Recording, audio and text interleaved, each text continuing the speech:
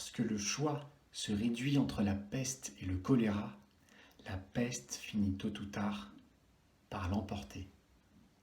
Le spectacle désolant de l'élection présidentielle américaine nous montre ce que risque de devenir la vie politique française si nous restons les bras croisés.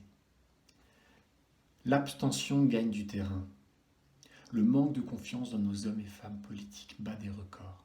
Leur parole est délégitimée au profit des discours alternatifs en tout genre. Les partis politiques sont délaissés. Vous sentez-vous entendu par vos représentants politiques ? Vous retrouvez-vous dans la polarisation entre deux camps qui se nourrissent mutuellement ? Ce n'est pas une fatalité. À l'heure où les mouvements politiques s'émancipent des partis, où les rassemblements citoyens fleurissent, le désir d'expression et d'engagement est plus fort que jamais. Qu'est-ce qui appauvrit le débat et simplifie à l'excès les enjeux ? Sur le banc des accusés, je nomme le vote utile. Je vous le demande. Utile à qui ? Utile à quoi ? L'entonnoir politique dans lequel il nous plonge rend ce vote non pas utile, mais futile.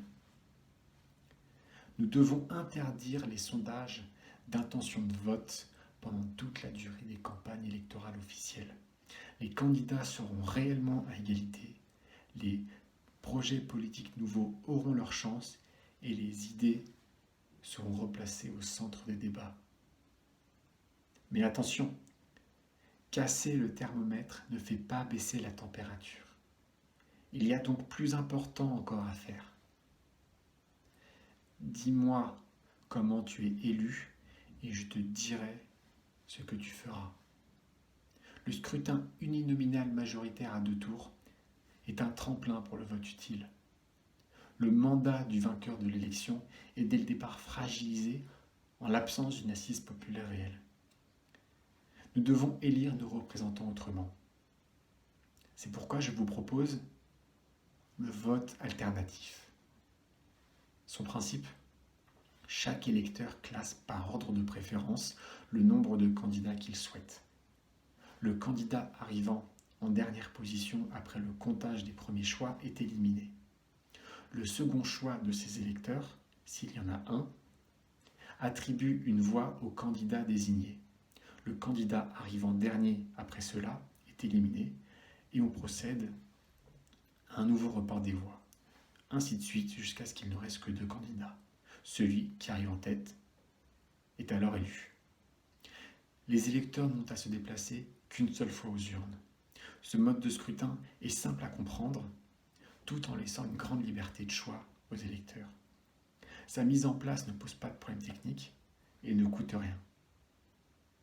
Chacun pourra voter en toute sincérité, sans regret ni culpabilité.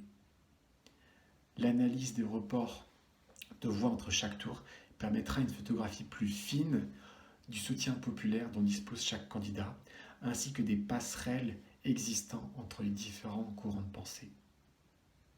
Voter pour plusieurs candidats élargira la vision politique de chacun et sera un frein au sectarisme et au repli. Nos ancêtres se sont battus pour le droit de vote. Justement, ce n'est pas une fin en soi.